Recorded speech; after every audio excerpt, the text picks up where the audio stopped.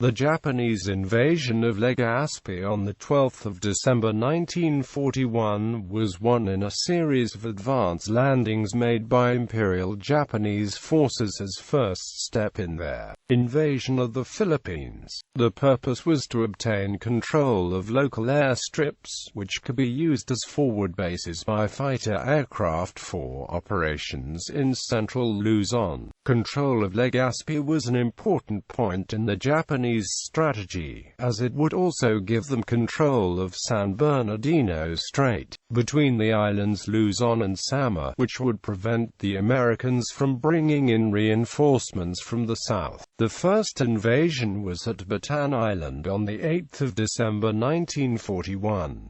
This was followed by Vigan, Apari, Legaspi, and Jolo Island over the next few days. Disposition of Forces. Legaspi, Albay is the capital of Albay Province, in far southern Luzon at the southern end of the Bicol Peninsula, and the administrative center of the Bicol region.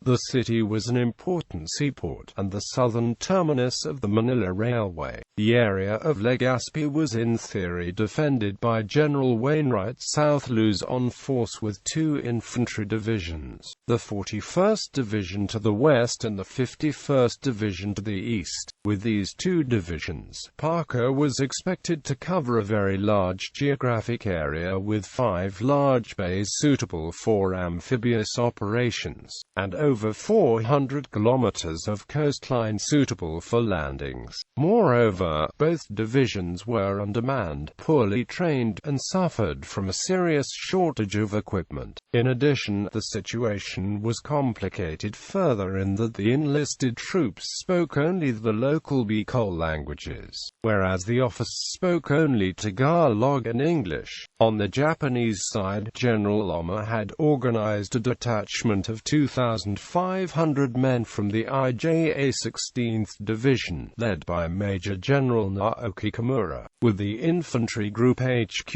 33rd Infantry Regiment and a battery from the 22 Near-Field Artillery Regiment. He also had a detachment of 575 men from the Kyo 1st SNLF. The invasion force was supported by a large fleet from the Imperial Japanese Navy led by Rear Admiral Kushi Kubo, consisting of the light cruiser Nagara, the destroyers Yamakaze, Suzukaze, Kawakaze, Umakaze, Yukakaze, Tokitsukas, the seaplane tenders Mizuho and Chitos, 2 minesweepers, 2 patrol vessels and 7 transports. Distant cover was provided by Vice Admiral Ibo Takahashi with the aircraft carrier Raijo, heavy cruisers Haguro, Maoko and Nachi and the destroyer Shiakasa. In addition, the covering fleet was accompanied by destroyer Squadron 2 with the light cruiser Jinsu and destroyers Amatsukas, Hayashio, Kuroshio, Atsukas, Natsushio, and Oyashio, which was tasked with minlaying operations in San Bernardino Straits.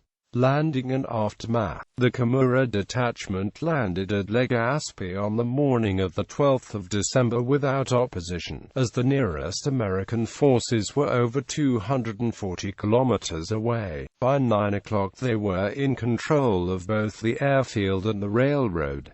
The following day, the Japanese naval covering force withdrew to Palau. The Philippine 51st Division sent an engineering battalion south into the Bicol Peninsula to destroy bridges and to prevent railroad equipment from falling into the hands of the Japanese. The first American counterattack was a strafing attack on 12 December by 2 fighter aircraft of the Far East Air Force on the newly captured airstrip at Legaspi, killing 3 Japanese. This was followed by an attack by 3 Boeing B-17 Flying Fortress bombers, which destroyed 9 Japanese aircraft on the Legaspi runway. However, only one of the B-17 18s made it back to its base at Del Monte Airfield. Once the city of Legaspi was secure, Kimura sent his forces north on Highway 1 to capture the city of Naga, the capital of Camarines Sur province, on the 18th of December. Continuing north from Naga and repairing bridges as they advanced, the Japanese reached the town of Sipocot on the 19th of December and Det, capital of Camarines Norte province, on the 21st of December.